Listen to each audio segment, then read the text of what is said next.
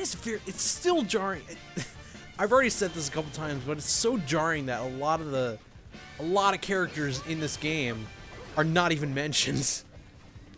Because a couple parts I understand that you have to cut out, especially with, thank God, they cut out some of the filler stuff in Thriller Bark, because Thriller Bark was definitely one of my least favorite arcs in the series. It just, I didn't like it. It was a lot of stupid stuff in it.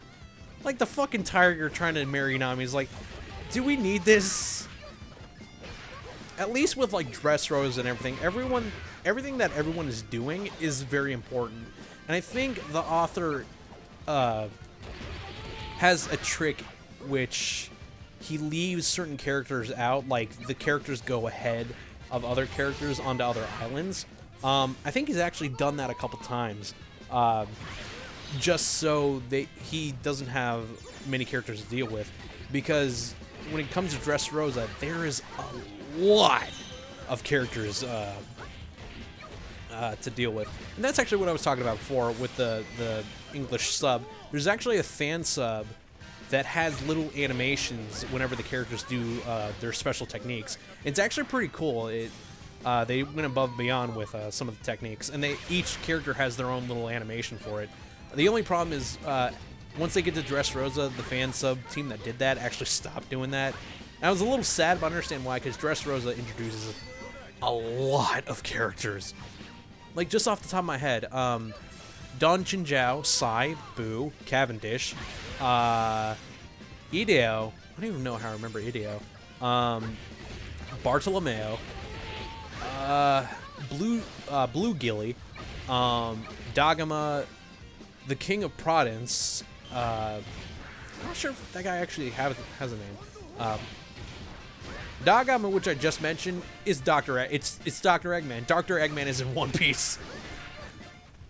The guy straight up looks like Dr. Eggman. I don't know why. Like, I'm not like, oh, he's fat, he's got a... No. He's abnormally fat. He's got the same Eggman mustache, and he has circular glasses, so... And he also has a wide smile, so... It's Dr. Eggman. But anyway... so the King of Prudence... Right, so that, Kairos. I'm not sure if it's Kyros or Kairos, because in the Japanese version they call it Kyros, but I think that's just the pronunciation of the Japanese version. I think it is actually Kairos. Kairos sounds cooler anyway. Kyros is a little weird. Kairos is pretty badass. Viola, King Riku, Baby 5, Buffalo, Sugar, Treble, Pika, Diamante, Doflamingo's been introduced before, so it doesn't really count. Lao G. Lao G's the fucking funniest. Leo, the Tontana tribe, Princess Moncherry, the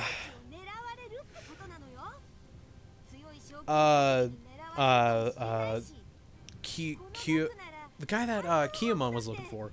I can't remember his name. Shit, I forgot his name. He says it all the time. That's the only thing Kiyomon says. I'm not sure if it's Kinemon or Kiyomon, because his wanted name is Foxfire Kiyomon. And I think Kine means fox? Not sure. What does fox mean in Japanese? I don't know. It's not Q, because it's fucking 9. You know, QB, Nine-Tailed Fox, Naruto is not stomach. You probably watched Naruto Bang, you know? Oh, shit. That was a weird graphical glitch. That is definitely something to think about. Because... the QB is still inside Naruto, I think. So... And QB sees everything that Naruto can. So... QB's just straight up voyeur up here. It's fucking weird, man. What a weirdo. Oh, treasure event. I even mean what even is this buggy? Oh, the lightning thing. There's so much lightning. Another thing I don't like about this game is that there's a lot of recycled enemies. Like even the case where Django should have been with Kuro, it's not Django. It's just another NPC. A lot of characters, and it's funny because some of the characters are dressed appropriately. Like once you go to Eni's lobby, which was the Navy place I couldn't remember last time. Once you go to Eni's lobby, they are dressed as government workers. They're not dressed as just Marines. The problem is when you get to the later stuff where, and it's funny because it's not like when they go to Punk Hazard, a lot of the thugs there are just, they're thugs, they're stereotypical thugs. No, they all have a uniform, which is weird because once you get to Punk Hazard, they don't really, have those on. It's like a gas mask kind of thing because the whole island is covered in gas. Bam! Man, I'm kicking the shit out of her. Man! I feel like I'm a bad person. Man, I've been talking a lot for being sick. I have been sick. It's been bad. I feel bad. It feels gross. Oh shit, they're fighting. Even Shigi and Smoker show up quite a few times. And it's funny because a lot of the characters you'll remember for a long time, and I actually mean this. I think One Piece is one of the rare cases where it's going to be timeless. Because it's funny because the authors put the world of One Piece in a fantasy world, but it still bases a lot of the characters on or the characters and the locations on real world stuff, like Edward Teach in One Piece, Blackbeard in One Piece. The same with there's a couple Captain Kidd. Captain Kidd is one of the characters that appear in One Piece. What are the people that appear?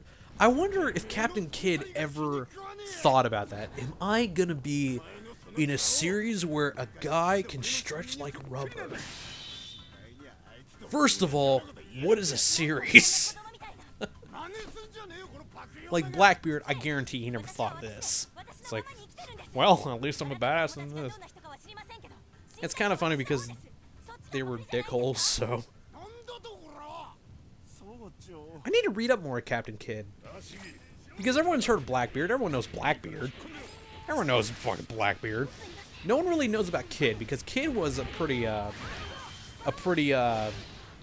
infamous pirate as well, or privateer rather. Well, I guess it's kind of the same thing. I don't know. Oh, the concept of the privateering, it's in this game, or in this anime, and manga. The Shichibukai. Is it Shikibukai or Shichibukai? I don't know. Because if you listen close enough, it sounds like the characters are trying to say Shichibukai, but they're not quite getting it. So I'm not sure if it's a Shikibukai or Shichibukai. Anyway, the Seven Warlords of the Sea, which in One Piece are super powerful pirates that are given permission to raid as much as they please as long as they answer, as long as they fight for the Marines when they call for them. And that's the same concept as the privateers in real life. Ah, shit, that's right. I gotta defeat someone. I gotta defeat Buggy. Forgot about Buggy. Don't forget about Buggy. Buggy's the best. Buggy's the best character in One Piece. It's so weird because it feels like when it comes to a lot of callbacks or a lot of characters that are introduced in other anime, it feels like in a lot of the situations, they're just almost completely forgotten about, or they're kind of left in the background. Case in point, 1010, first off, but also a character, I can't remember her name, who, I'm gonna spoil this because I don't give a shit, for Fairy Tail, a girl, I cannot remember her name. And this was actually a pretty decent subplot. And it was really, really interesting. I liked it. It was one of the things that was like, oh shit, Fairy Tail has some substance to it. But then retcon it and they completely ruin it. Basically, there was a female character in Fairy Tail that had died due to an accident when her brother was on a magical rampage to defeat. They were on a bounty, or they were on a mission, and the brother lost control of his powers, and he ended up killing his sister. The sister of Elfman and Mary. How the fuck do I remember their names? Elfman and Mary Jane, the sister of that. I can't remember the girl's name.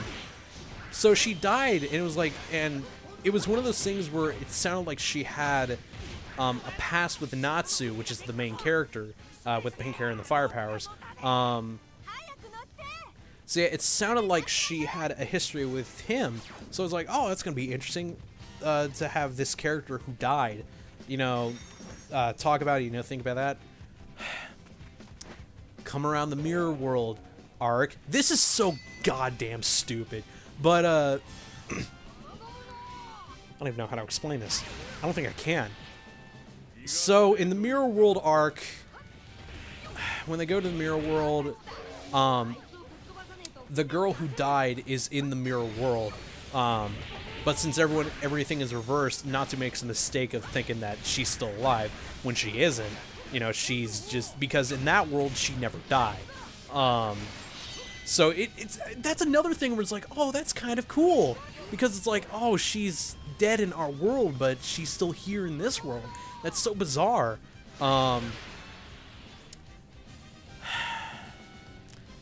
Here comes the problem. I'm gonna say it straight because there's no way I can try to explain this.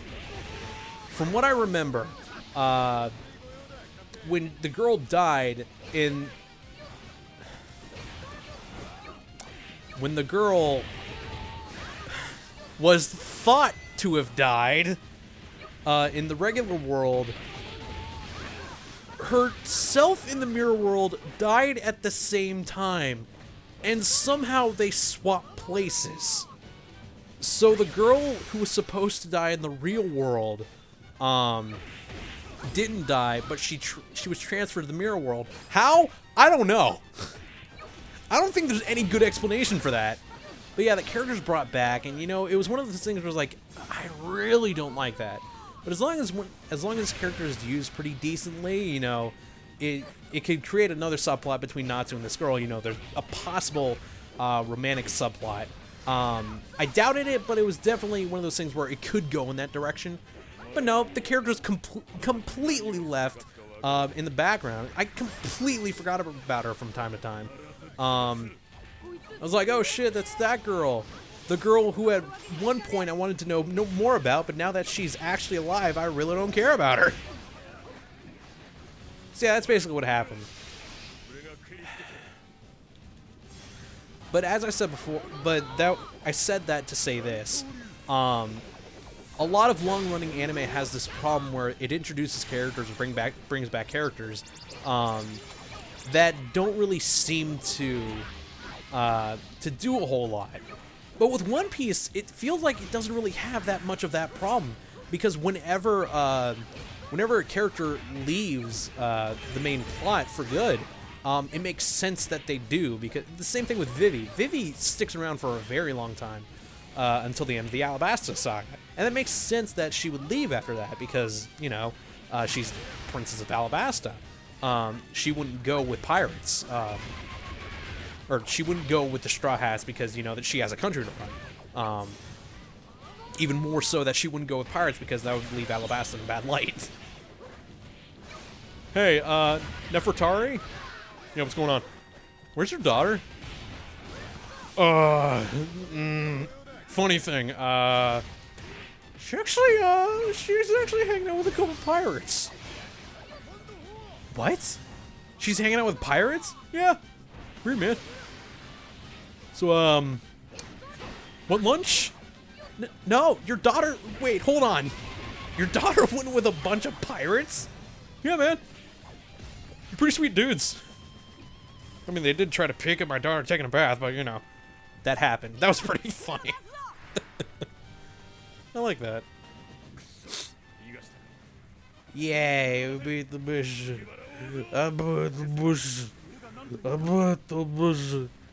My throat is about to go. So yeah, I think I'm only gonna do these 2 missions. I just want to get some accumulative parts of more One Piece. I also want to see how far this Let's Play series will go for, because people are enjoying it, and I'm happy. Even people who aren't into One Piece have been curious about this game. So I think this Let's Play is doing its job. So I think I might stick around with this for a little bit longer. Let me see if I can finish up with Alabasta. Well, Alabasta's only 2 missions, covered in 2 missions. Oh shit, Laboon isn't even mentioned. I just remembered that. It's just like 4Kids. There's a lot that 4Kids cut out. Apparently from a video that I saw talking about the info One Piece, 43 episodes were cut in the 4Kids version of One Piece. That cut out Laboon, the Island of Giant, well, it wasn't an Island of Giants. It wasn't Elbath. It was just an island that had 2 giants on them, and they've been fighting for so long that they don't even remember why they're fighting. But yeah, that was a cool little subplot, or a cool little like off arc, because it was still part of the main arc. So I didn't really mind it. That's also another thing I really like about One Piece, is that it has mini arcs, but they still tie in to the main arc. So whenever it goes into, like, you know, the flashback episodes or the backstory episodes, it makes sense. I enjoy it because most of the time the backstory episodes are pretty heart-wrenching. It's because I meant to say this before, but a lot of characters don't die in One Piece, but when they do die, it's a pretty rough scene every time. Like Orihime's death, the character who dies at Marineford, which I'm not going to say because, you know, and whenever a character dies, it's pretty fucking hard. So yeah, I should probably just wrap it up here. So guys, if you enjoyed this session of One Piece Pirate Warriors 3, please tune in next time while we go into the Grand Line for the first time and meet a couple more interesting characters. You know, all of Luffy's mates have been human so far. That's gonna change a little bit. So guys, if you enjoy this, please tune in next time and have yourselves a nice day. And hopefully my throat won't be dead when we run in. Dude, if my throat is injured, I can just ask Chopper to heal it, because he's the doctor that's gonna be in this mission. Chopper shows up in this mission. Don't know who Chopper is. He's a reindeer with a blue nose, bipedal, with an X hat, and he can talk. Yeah, things get weird right away.